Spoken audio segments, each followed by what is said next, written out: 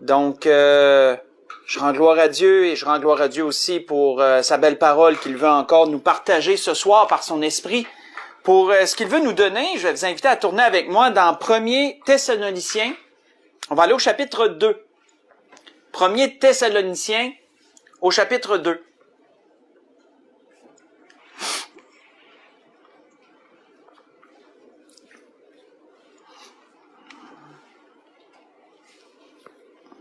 Premier Thessaloniciens, chapitre 2, on va aller à partir du verset 9, un peu l'apôtre Paul qui parlait à cœur ouvert comme c'était un homme qui aimait le faire, parlait à cœur ouvert aux Thessaloniciens. Et voici ce qu'il leur disait, à partir du verset 9, premier Thessaloniciens, chapitre 2, débutant au verset 9, il dit, « Vous vous rappelez, frères, notre travail et notre peine, nuit et jour à l'œuvre, pour n'être à la charge d'aucun de vous. Nous vous avons prêché l'évangile de Dieu. Vous êtes témoins, et Dieu l'est aussi, que nous avons eu envers vous qui croyez une conduite sainte, juste, irréprochable. Vous savez aussi que nous avons été pour chacun de vous ce qu'un père est pour ses enfants, vous exhortant, vous consolant, vous conjurant de marcher d'une manière digne de Dieu, qui vous appelle à son royaume et à sa gloire. » On va arrêter là. Donc, nous voyons, dans ce que nous venons de lire ici, l'apôtre Paul rappelait aux Thessaloniciens un peu la façon qu'il a œuvré, de la façon qu'il a œuvré envers eux pour l'évangile de notre Seigneur, comment qu'il a tenté dans toutes ses actions, dans toutes ses paroles, d'avoir une conduite irréprochable, d'être, je dirais, sans reproche devant Dieu, mais aussi devant eux, devant les hommes, devant les Thessaloniciens. Il leur a rappelé comment il était comme un père pour eux, comment il essayait du mieux qu'il pouvait d'être un père pour eux, et comment que chacun d'entre nous, eux aussi, comment qu'ils devaient tenter d'avoir une conduite qui était sainte, une bonne conduite devant Dieu. Pourquoi? Parce que Dieu les appelait à la plus belle, à la plus grande des œuvres. Il les appelait à son royaume. Dieu les appelait à son royaume. Et non seulement à prendre part à son royaume, mais aussi à prendre part à sa gloire. À sa gloire.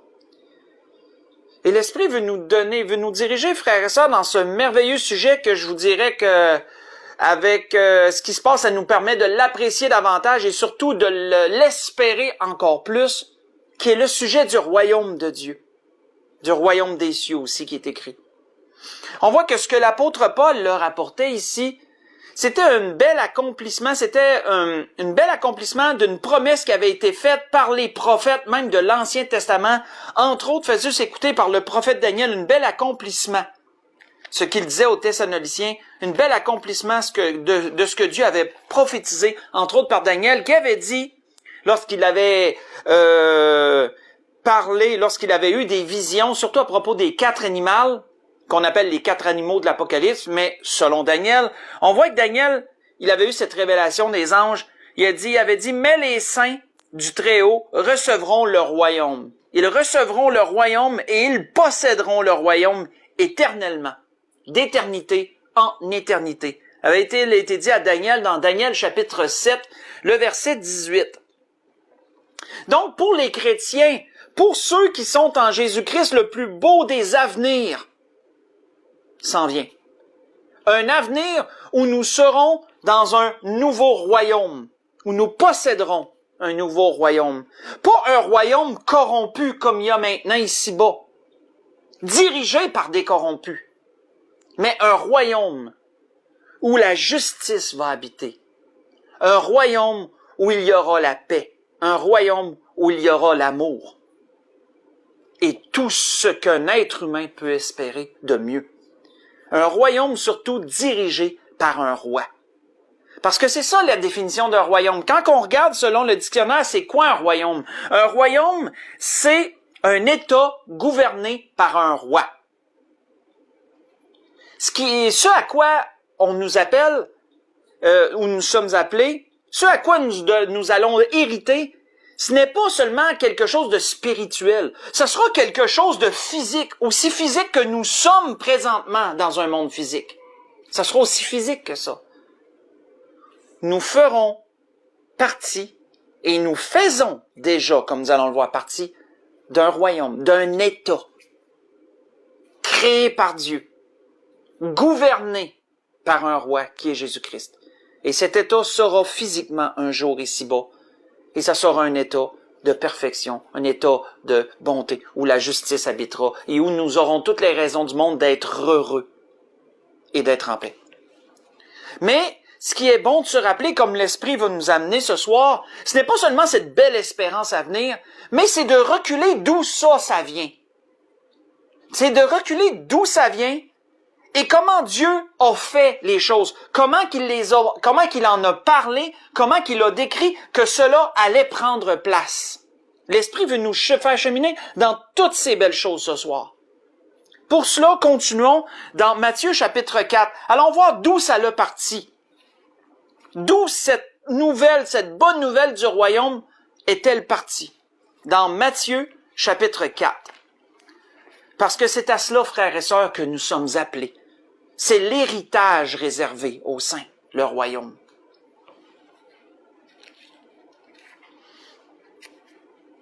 Dans Matthieu chapitre 4, d'où cela a-t-il parti?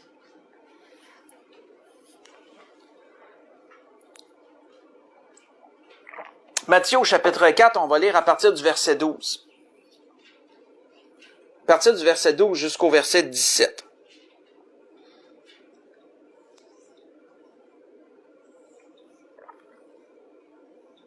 Où il est dit, Jésus ayant appris que Jean avait été livré, on parle de Jean le Baptiste bien sûr, il se retira dans la Galilée.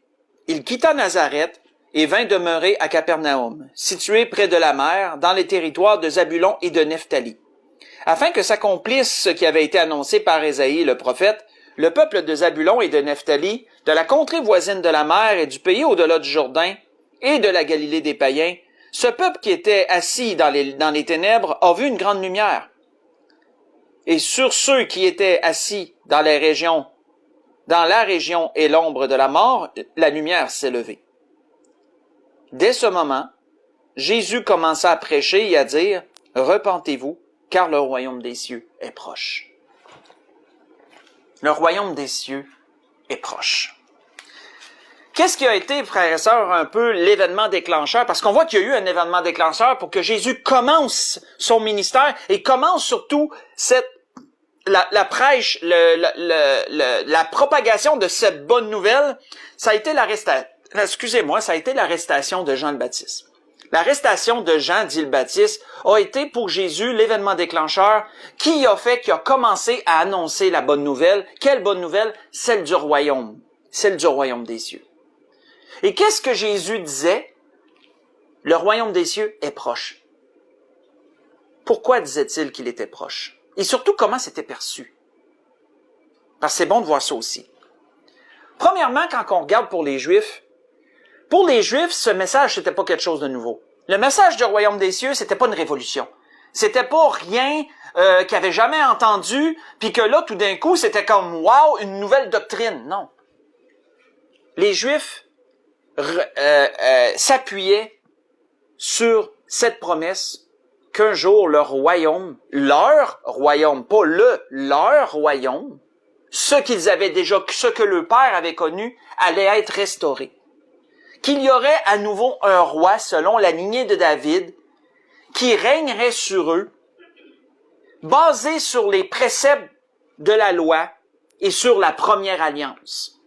C'était ça que les Juifs attendaient, et c'était ça qu'ils attendent encore. Alors pour eux, lorsqu'ils ont entendu Jésus prêcher la bonne nouvelle du royaume des cieux, et surtout de dire que le royaume des cieux est proche, pour eux, ça a été un vent de fraîcheur. Pour eux, c'était l'accomplissement de ce que les prophètes avaient déjà annoncé. C'était la comment je pourrais dire ça? Pas la perpétuité, mais la perpétuation, je sais pas si je peux dire ça comme ça, mais en tout cas, c'était la continuation. On va dire ça demain, ça se dit. C'était la continuation de ce que les prophètes avaient déjà annoncé. Un roi qui allait à nouveau prendre la gouvernance d'Israël, qui allait continuer à faire appliquer la loi de Moïse et les préceptes de la première alliance. Pour eux, c'était ça. C'était ça pour eux, le royaume des cieux. C'était ça la bonne nouvelle que Jésus annonçait. À leurs yeux, à eux, c'était ça. On voit d'ailleurs que ça reposait sur... Et il y avait raison de penser comme ça dans leur mentalité, dans leur raisonnement. C'est un raisonnement qui se tenait très bien. On voit qu'un prophète avait dit, le prophète Jérémie, faites juste écouter, avait dit ceci à propos de cette bonne nouvelle. Il avait dit, « Voici les jours viennent, dit l'Éternel, où je susciterai à David un germe juste. Il régnera en roi et prospérera. Il pratiquera la justice et l'équité dans le pays. En son temps, Juda sera sauvé, Israël aura la sécurité dans sa demeure, et voici le nom dont on l'appellera l'Éternel, notre justice. » Ce que je vous ai lu, c'est dans Jérémie chapitre 23. J'ai lu à partir du verset 5 jusqu'au verset 6. Verset 5 et verset 6. Donc, comme nous venons de lire dans les prophètes, il était raisonnable, il était, selon la raison, il était juste pour eux de croire cela. De croire cela. Et c'est pourquoi, frères et sœurs, qu'ils ont eu le raisonnement qu'ils ont eu lorsque Jésus a fait la multiplication des pains. Qu'est-ce qu'ils ont fait, selon l'évangile de Jean? Faites juste écouter. Qu'est-ce qu'ils ont fait? Ils ont voulu enlever Jésus pour le faire roi. Parce que pour eux, c'était, avec tous les miracles que Jésus faisait, pour eux, c'était clair, en tout cas pour eux, pour le peuple, pour une partie du peuple, c'était clair que Jésus était celui qui était annoncé par les prophètes. Les rois, eux, voulaient en être délivrés. Et donc, ils ont voulu agir ainsi, mais qu'est-ce que Jésus a fait? Jésus a dû se sauver d'eux.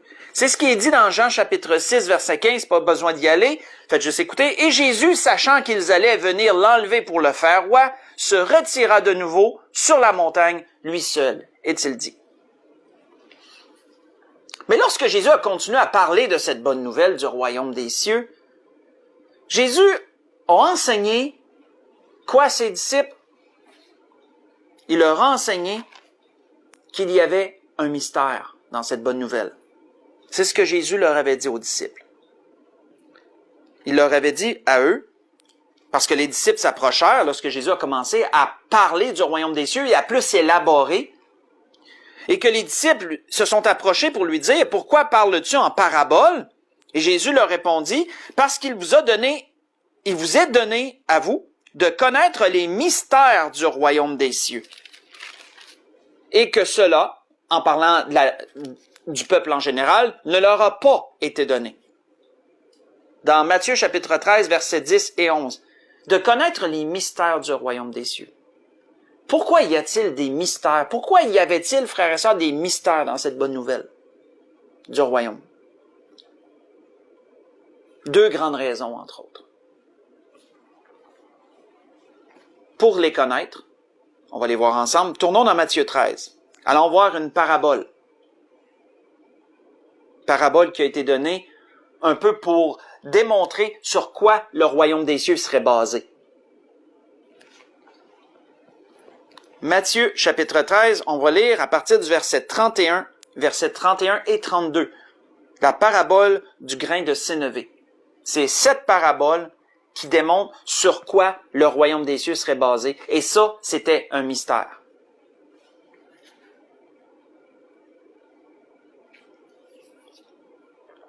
On voit qu'il est dit dans cette parabole, il leur proposa une autre parabole et il dit, « Le royaume des cieux est semblable à un grain de sénévé, un grain de moutarde dans notre jargon, qu'un homme a pris et a semé dans son champ. C'est la plus petite de toutes les semences. Mais quand il a poussé, il est plus grand que les légumes et devient un arbre, de sorte que les oiseaux du ciel viennent habiter dans ses branches. » Si on élabore un peu sur cette courte parabole que notre Seigneur a apportée, qu'est-ce qu'on voit?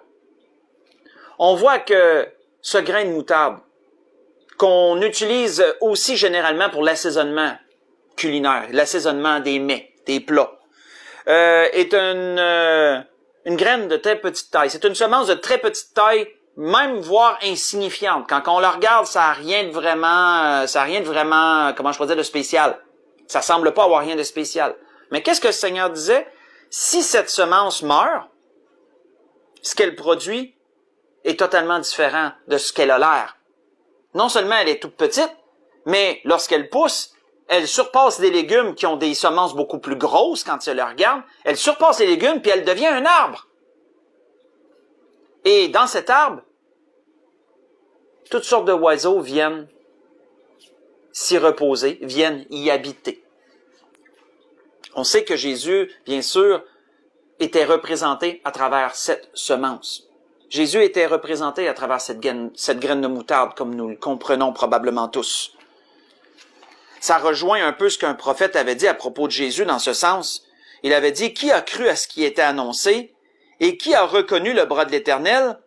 Il s'est élevé devant lui comme une faible plante, comme un rejeton qui sort d'une terre desséchée. Il n'avait ni beauté ni éclat pour attirer nos regards et son aspect n'avait rien pour nous plaire. » Dans Ésaïe 53, versets 1 à 2. Donc, ce grain qui en apparence semble anodin était la représentation de notre Seigneur Jésus. Ce grain allait devenir un arbre. Pas seulement une plante, un arbre. Avec de multiples branches. Et comme il avait été annoncé à propos de notre Seigneur que après sa mort, il ressusciterait et après sa résurrection, ça serait vraiment le départ de quelque chose de très grand, ben il en est ainsi avec cette parabole. C'est ce que cette parabole annonçait.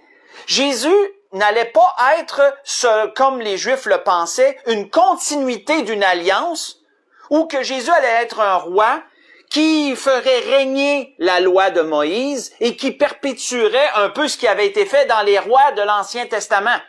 Jésus n'allait pas être ça. Le royaume des cieux, la bonne nouvelle du royaume des cieux contenait plusieurs mystères. Le premier étant que Jésus ne serait pas seulement une continuité, mais qu'il serait un peu le fondement d'un nouveau royaume. Il serait le fondement d'un royaume, du royaume des cieux. Il en serait le fondement. Il serait sur quoi tout s'appuie. C'est pourquoi la Bible nous dit qu'il est un arbre. Il est un arbre. Dans le champ que le Maître a semé, que Dieu a semé. Jésus est un arbre. Et ce royaume, cette bonne nouvelle contenait un autre mystère. C'était que les Juifs ne seraient pas seuls à reposer dans cet arbre, à pouvoir faire leur nid dans ses branches. Les oiseaux représentaient pas seulement les Juifs dans cette parabole. Les oiseaux représentaient aussi les païens qui viendraient à la grâce parce que la grâce leur serait également offerte. Et ça, c'était tout un mystère. C'était tout un mystère au temps du Seigneur. Les Juifs n'auraient pas pu concevoir ce qui allait se produire, ce qui allait se mettre en place. Même les apôtres pouvaient même pas le concevoir à ce moment-là. Souvenons-nous comment pour Pierre, ça l'a pris, on a vu ça dans des messages précédents dernièrement, comment pour Pierre, ça l'a pris des visions, ça l'a pris des expériences avec Corneille pour comprendre que la grâce était aussi donnée aux païens. Et ensuite, ça l'a pris même jusqu'à un concile dans Acte 15 pour amener les cas et que les chrétiens de Jérusalem voient que, en général, l'accès à la grâce était aussi donné aux païens. Donc, c'est un mystère qui allait vraiment être grandiose lorsque dévoilé. Mais à ce moment-là où Jésus en parlait, c'était un mystère. Et c'est pourquoi Jésus disait aux disciples, à vous, il a été donné de connaître les mystères du royaume. Donc, Jésus n'allait pas être seulement une continuité, il allait être le fondement de ce royaume, sur quoi tout serait fondé. Et les chrétiens et les païens et les juifs seraient les deux co-héritiers, comme il est mentionné dans Éphésiens chapitre 3, si vous le lisez pendant la semaine. Éphésiens chapitre 3, verset 5 au verset 7, c'est ce que l'apôtre Paul disait aux Éphésiens, que juifs et païens sont co-héritiers d'une même promesse. Maintenant, nous voyons que la bonne nouvelle du royaume était un mystère et que ce mystère, ces mystères ont été dévoilés, comment cette bonne nouvelle a-t-elle grandi? Comment cette bonne nouvelle a-t-elle pris place et comment elle s'est, comment je pourrais dire, répandue, comment elle a encore plus pris place? Voyons cela, toujours dans le même chapitre, dans Matthieu chapitre 13, mais dans une autre parabole. Dans une autre parabole, celle qui suivait. Quand on regarde les paraboles, frères et sœurs, on peut voir même aller jusqu'à voir une continuité. Je l'avais déjà prêché dans un autre message, mais ça fait quand même un bout de temps de ça. Que c'était un peu une histoire qui était dévoilée à travers de Matthieu 13. Il est dit au verset 33, toujours du même chapitre, il leur dit cette autre parabole. Le royaume des cieux est semblable à du levain qu'une femme a pris et mis dans 3 mesures de farine jusqu'à ce que toute la pâte soit levée. On voit que le Seigneur ici, comme on l'a déjà entendu, a utilisé un exemple qui portait un peu à confusion. Dans le sens que le levain, pour les Juifs, était quelque chose de mauvais. C'était quelque chose qui avait toujours une connotation, une représentation mauvaise. On sait que pour la Pâque, ils ne devaient pas mettre de levain. Le levain représentait le péché. C'est pourquoi d'ailleurs, l'apôtre Paul même avait fait une référence aux Corinthiens en ce sens, en leur disant, ne savez-vous pas qu'un peu de levain fait lever toute la pâte? Il avait fait un lien, mais quand on va voir le contexte dans 1 Corinthiens 5, on voit que le contexte n'est pas bon. Parce que l'apôtre Paul leur parlait de leur péché. Et il leur disait, prendre garde, ne savez-vous pas qu'un peu de levain fait lever toute la pâte? Mais on sait que le Seigneur, dans sa représentation, ici, ne parlait pas de péché. Le levain représentait totalement autre chose. Le levain représentait l'action du royaume des cieux. Qu'est-ce qui se passait? Et le Seigneur a fait un parallèle avec la panification. La panification qui est la fabrication du pain. Et le procédé un peu qui se déroule, côté chimique, dans le pain, pendant que ça se fait. Parce que, selon le procédé chimique, lorsque tu ajoutes ta farine, tu ajoutes ton eau, tes substances, et qu'ensuite tu mets ton levain, et que là tu pétris, le levain, qui est un type de champignon, va s'attaquer, je pense pas que c'est le bon terme, là, va avoir une réaction par rapport au gluten qui est dans la farine. Ça va produire du gaz carbonique. Le gaz carbonique étant emprisonné dans la pâte et ne pouvant pas sortir, va faire des bulles, ça va faire des bulles dans le pain, puis ça fait gonfler, puisque ça fait plein de petites bulles de gaz carbonique, et là ça monte, mais l'air ne peut pas s'y échapper, le gaz ne peut pas s'y échapper, et donc ça fait des bulles, ça monte. Et le pain, il y a un procédé qui se fait, et le pain prend place, le pain lève, et il prend place. Et le Seigneur a voulu prendre cet exemple, l'exemple du levain dans ce sens, mais de l'amener sur un beau côté et démontrer que c'était comme ça que le royaume des cieux grandissait, qu'il prenait tranquillement place. Après, bien sûr, avoir été basé sur Jésus-Christ, qui était le fondement, le cœur de ce royaume. On voit que, et ça c'est arrivé, mais c'est arrivé à plusieurs reprises dans la parole, arrivé à quelques autres reprises dans la parole, que Jésus a pris des exemples qui étaient parfois à connotation mauvaise, mais il les a amenés sur une connotation bonne.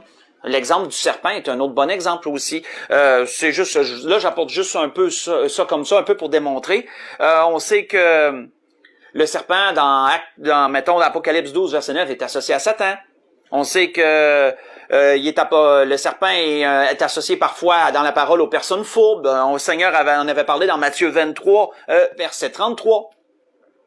Mais le Seigneur, dans d'autres occasions, a aussi parlé du serpent comme étant, comment je pourrais dire, prudent. C'est pourquoi il avait dit dans Matthieu 10, verset 16, « Soyez prudents comme les serpents et doux comme les colombes. » Donc, voyons-nous qu'on peut pas toujours prendre tout sur une connotation négative uniquement. Et le Seigneur a apporté, il y a des choses qui ont une connotation négative, mais le Seigneur parfois a utilisé ces mêmes exemples et a apporté ça sur une connotation positive. Là, je vais refermer cette parenthèse-là, parce que, dans le fond, c'est pas le cœur du sujet dont on parle présentement. Donc, le Seigneur a annoncé le royaume des cieux, la bonne nouvelle. Ce royaume serait fondé sur lui, est fondé sur lui. Ce royaume prendrait place et grandissait.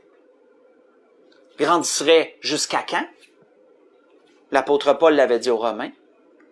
Grandirait jusqu'à quand? Qu'est-ce que l'apôtre Paul avait dit aux Romains en ce sens-là?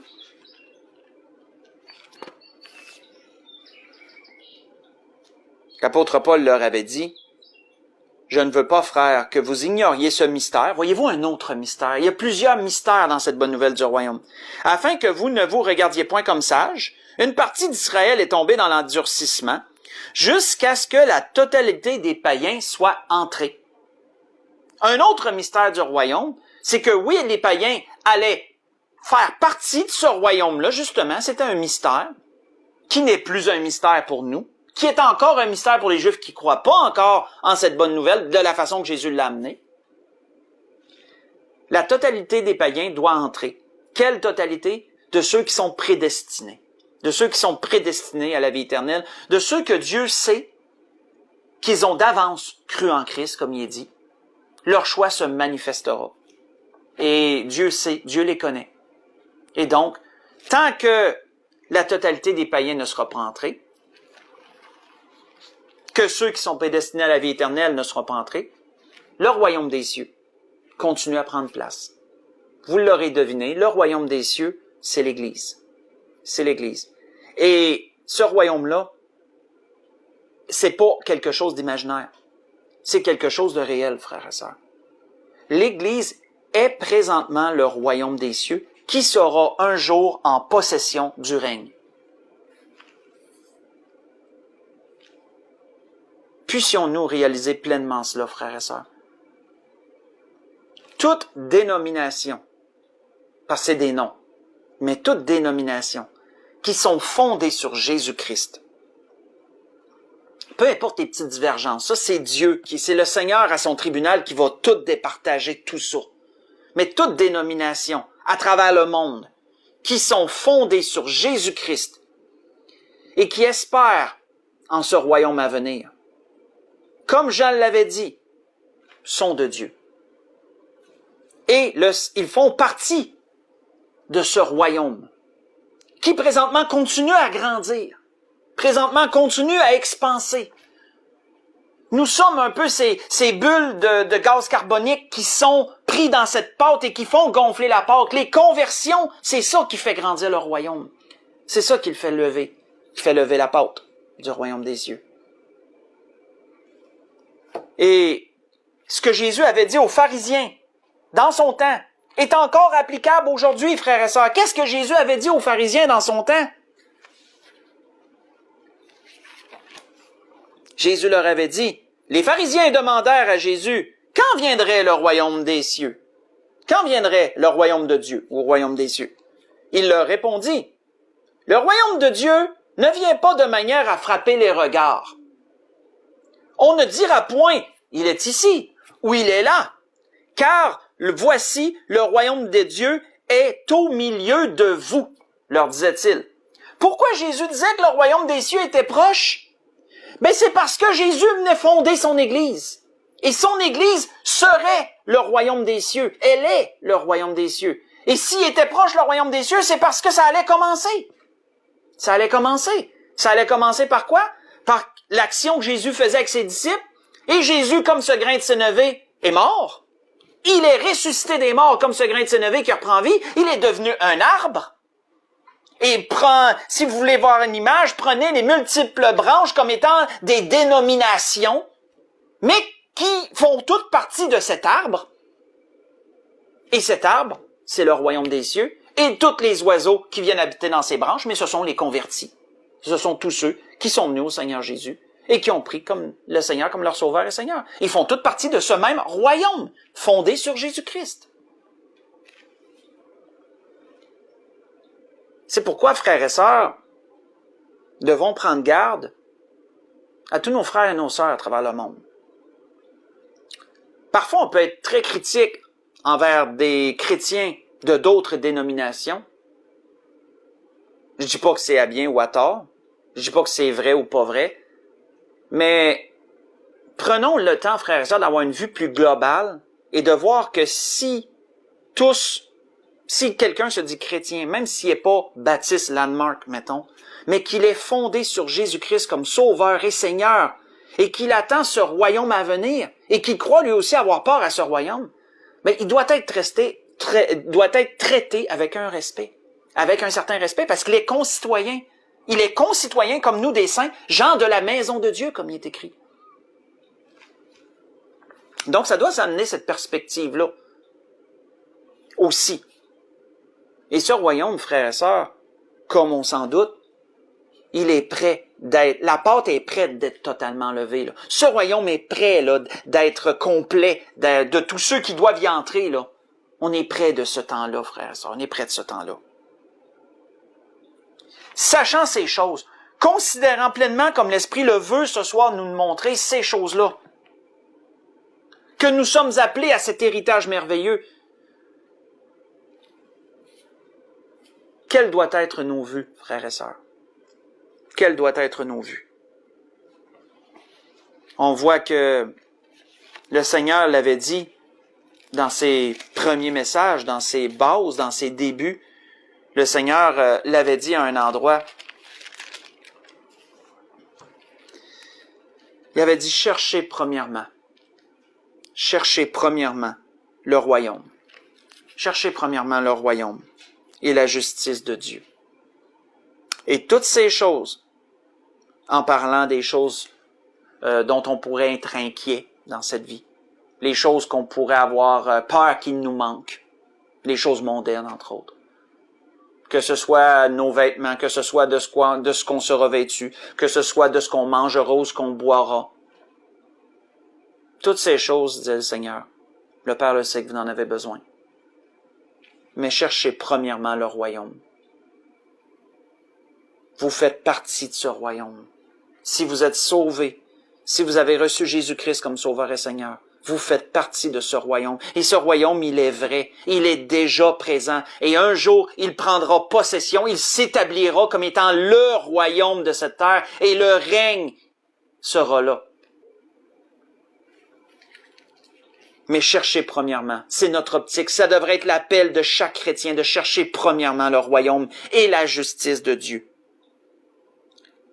Pourquoi est la justice de Dieu? De vivre, comme l'apôtre Paul disait aux Thessaloniciens, vivez d'une façon sainte, vivez d'une façon, démontrez à ceux qui vous entourent, ça va être quoi le royaume à venir, à quoi ça va ressembler, pour que les gens trouvent ça tellement beau de voir cette façon-là d'agir, qu'ils disent, moi j'aimerais ça habiter dans un royaume comme ça. T'aimerais ça habiter dans un royaume comme ça? Ben accepte Jésus comme ton sauveur, puis viens habiter dans un royaume comme ça à travers l'Église.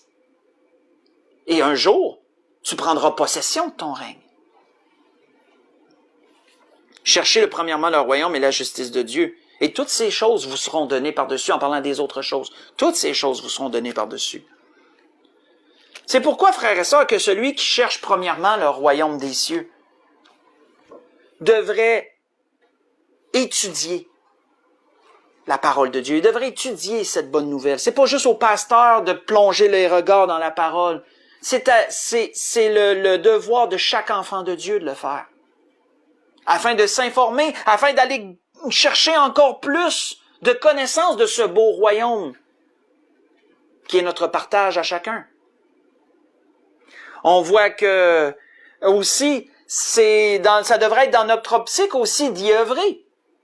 Ça devrait être dans notre optique d'y œuvrer. Souvenez-vous de ces deux disciples qui ont voulu avoir une place de choix auprès du Seigneur. Ils ont dit, Seigneur, on veut être à ta droite et à ta gauche. Et Jésus leur disait, wow, savez-vous ce que vous demandez? Ils désiraient avoir la meilleure place. Ça devrait être l'optique de chacun d'entre nous. Comme l'apôtre Paul le disait en parlant de la course. On est dans une course. Courez de manière à remporter le prix. Le prix de la vocation céleste en Jésus-Christ.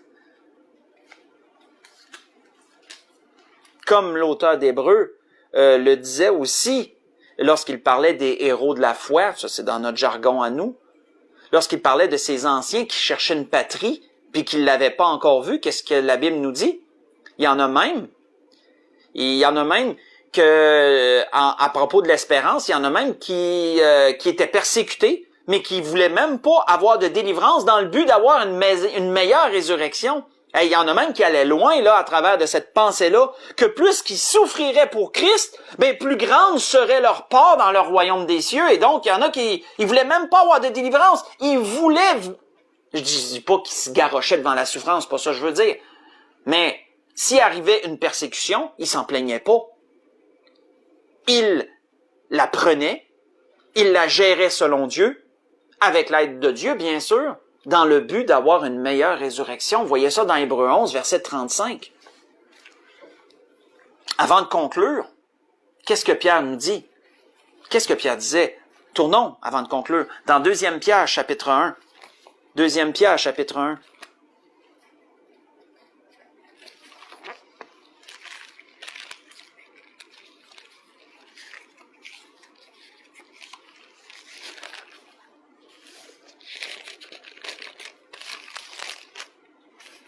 Deuxième Pierre, chapitre 1, si on lit à partir du verset 3.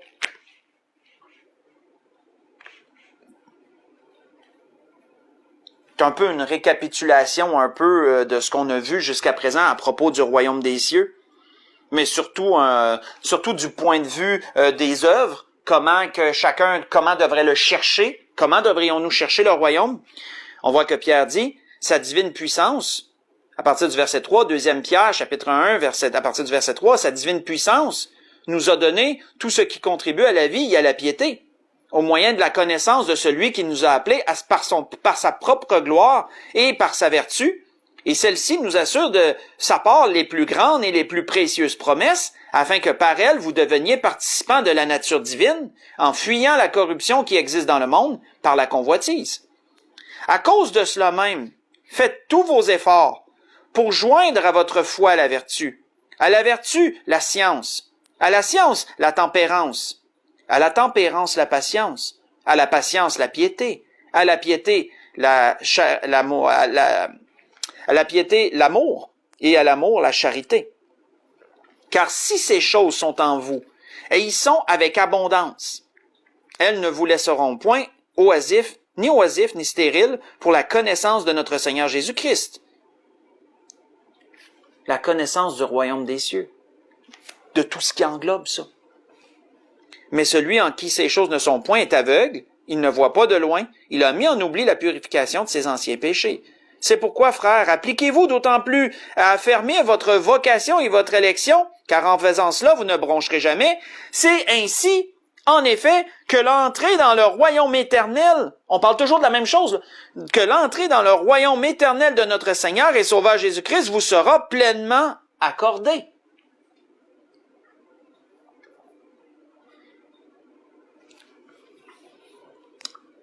C'était ce que l'Esprit voulait nous donner ce soir. L'Esprit voulait nous reparler, frères et sœurs, et je peux vous dire qu'on est dans des temps où, personnellement, là, on est dans des temps avec tout ce qu'on vit et avec tout ce qu'on entend. On ne sait pas l'avenir, mais avec tout ce qu'on entend, on a-tu hâte que le royaume des cieux s'établisse? Moi, j'ai tellement hâte que le royaume des cieux s'établisse. Et je rends gloire à Dieu de la persécution qu'on vit dans ce sens-là. Parce que, je veux dire, quand ça va bien, quand même que la parole de Dieu t'annonce une bonne nouvelle, si ça va bien, la bonne nouvelle, elle a-tu autant d'impact? Oui, ça va bien. Oui, c'est une bonne nouvelle. Mais quand tu vis des choses difficiles, là, quand le royaume présent dans lequel tu vis, c'est de la persécution, puis c'est rien de rose, puis il s'annonce des malheurs que des malheurs, puis que tu es gouverné par des gens corrompus, je vais être poli, je vais rester poli. La bonne nouvelle du royaume, où nous serons gouvernés par le roi des rois et le Seigneur des seigneurs, me remplit de joie. Et c'est une bonne nouvelle. C'est une très bonne nouvelle. C'était ce que l'Esprit voulait nous donner ce soir. Mais nous ramener aussi, pas seulement nous le rappeler, que présentement, là, le royaume des cieux, il est là. Il est là au milieu du monde. Et le monde ne le voit pas comme les pharisiens qui disaient « Montre-nous le royaume des cieux, quand est-ce qu'il va venir? » Mais Jésus disait « Il est déjà là. Vous le voyez pas? Il est déjà au milieu de vous, il est déjà là. Je suis là et mon Église est en train de prendre place. Il est déjà là au milieu de vous, mais vous le voyez pas. C'est pareil, frères et sœurs, de nos jours. Si quelqu'un nous demanderait, « Il est où ton royaume que tu dis faire partie de? » Ben, il est déjà là. Mon royaume est déjà là. C'est toutes les petites églises locales qui sont fondées sur Jésus-Christ qui démontrent l'Église dans son sens universel. C'est le royaume des cieux, ça. Et un jour, ce royaume sera le royaume qui dominera cette terre, gouverné par le Seigneur, et qui dirigera toutes choses, et ça sera avec justice et avec équité. Pour conclure, ce que l'Esprit a voulu nous donner ce soir, et nous ramener sur ces choses. Tournons dans Matthieu, mais dans Matthieu, chapitre 25. Dans Matthieu, chapitre 25.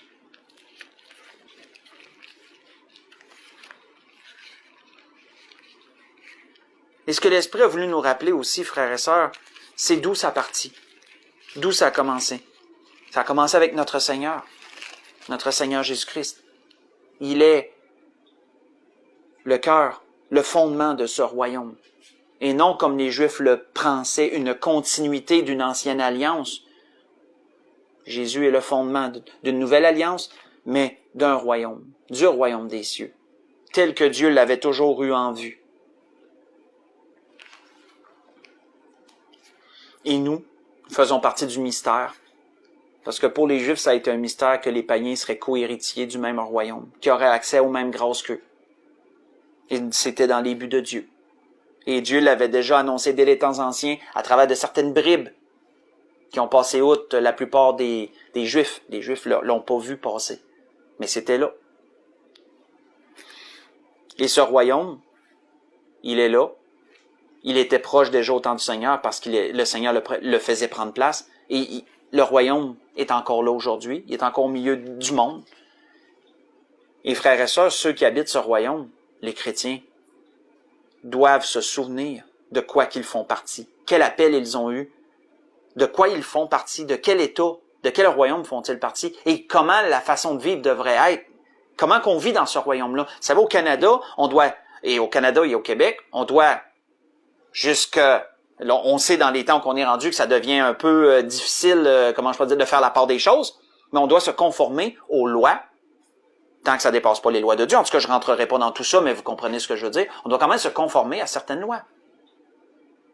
Parce qu'on est dans un État, entre guillemets, on est dans un royaume, entre guillemets, qui est gouverné par un premier ministre, un roi, entre guillemets. Mais, parce qu'on fait partie d'un premier royaume, qui est celui à venir, là, c'est le premier État dans lequel on fait partie, celui de Christ. C'est le royaume des cieux. Et donc, notre vie doit être premièrement selon le royaume des cieux. Comment qu'on vit dans le royaume des cieux? On vit comme ça. On vit selon les Écritures. C'est ça. Et les choses vont prendre place bientôt. Je veux pas m'étirer trop, mais on rend tellement gloire à Dieu. Donc, pour conclure, qu'est-ce qu'il est dit dans Matthieu chapitre 25? Matthieu chapitre 25, si on lit à partir du verset 31 jusqu'au verset 34. Lorsque le Fils de l'homme viendra dans sa gloire, avec tous les anges, il s'assiera sur le trône de sa gloire, et toutes les nations seront assemblées devant lui. Il les séparera, et on a vu dernièrement de départager les choses, ça me fait sourire. Il les séparera les uns d'avec les autres, comme le berger sépare les brebis d'avec les boucs. Il mettra les brebis à sa droite, et les boucs à sa gauche. Alors le roi dira à ceux qui seront à sa droite, « Venez, vous tous qui êtes bénis de mon Père. » Et qu'on a hâte d'entendre ça. « Venez, vous tous qui êtes bénis de mon Père, et prenez possession du royaume, qui vous a été préparé dès la fondation du monde. » Vous avez établi mon royaume, le royaume des cieux. Vous avez fait partie de ce royaume-là. Et quand le Seigneur va dire ça, là, ça va être l'établissement physique du royaume. Pas seulement spirituel comme présentement à travers l'Église. Ça va être l'établissement physique, où c'est les règles de l'Église, les règles du Seigneur qui vont dominer cette terre. Prenez possession du royaume qui vous a été préparé dès la fondation du monde. Car j'ai eu faim, vous m'avez donné à manger. J'ai eu soif et vous m'avez donné à boire. J'ai été étranger, vous m'avez recueilli. J'étais nu et vous m'avez vêtu. J'étais malade et vous m'avez rendu visite. J'étais en prison et vous êtes venus vers moi. Et les justes lui diront, Seigneur, quand avons-nous vu avoir faim, ou t'avons-nous donné à manger, ou avoir soif, et t'avons-nous donné à boire? Quand avons-nous vu étranger, et t'avons-nous recueilli, ou nu, et t'avons-nous vêtu? Quand avons-nous vu malade ou en prison, et sommes-nous allés vers toi? Et le roi leur répondra, je vous le dis en vérité, toutes les fois que vous avez fait ces choses à l'un des plus petits de mes frères, c'est à moi que vous les avez fait. Arrêtons là. Qu'est-ce que ça nous démontre, ce que le Seigneur a dit là? C'est la façon de vivre dans ce royaume, frères et sœurs. Présentement, là, ce que le Seigneur a décrit, là, pourquoi leur a-t-il donné un plein accès, comme Pierre disait, un accès pleinement accordé au royaume? Parce qu'ils ont vécu, avant que ça se prenne place, ils ont vécu comme si c'était déjà ça, le royaume. Ils ont vécu selon les règles de Dieu, premièrement. Ils ont fait du bien à ceux qui les entouraient. Ils ont été bons envers les autres. Ils ont agi selon les standards de l'état du royaume des cieux. Mes frères et sœurs, si nous voulons avoir ces mêmes belles paroles de la part du Seigneur, nous devons vivre présentement comme si l'état du royaume des cieux était déjà établi. Et nous devons vivre selon ces standards-là, selon ces principes-là, pour démontrer aux gens qu'est-ce que ça va être le règne à venir. Ça va être ça, le règne à venir. Puissions-nous, frères et sœurs, comprendre cela avec plus de profondeur et vraiment pas prendre les choses à la légère, et je m'inclus dans cela, bien sûr, pas prendre la grâce à la légère, pas prendre la vie chrétienne à la légère.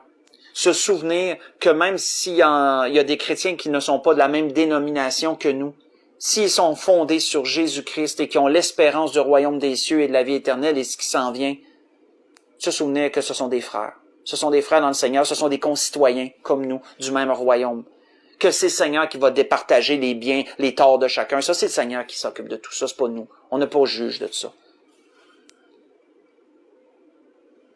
La grâce que je nous souhaite à tous dans ces choses, frères et sœurs. Et puissions-nous aller puiser dans ces temps difficiles, et peut-être s'ils deviennent encore plus difficiles, beaucoup de joie, frères et sœurs, beaucoup d'espérance. Puissions-nous aller puiser de l'espérance et de la joie dans ces choses, parce que nous faisons partie de cet état, de ce royaume, puis un jour, il va prendre place. Le meilleur est à venir, frères et sœurs, le meilleur est devant nous. C'était ce que l'Esprit voulait nous donner ce soir. Je souhaite un bon restant de semaine à tout le monde. Je vous aime. Que le Seigneur vous bénisse. Et on va se dire à dimanche pour l'Église de l'Espérance. Au revoir.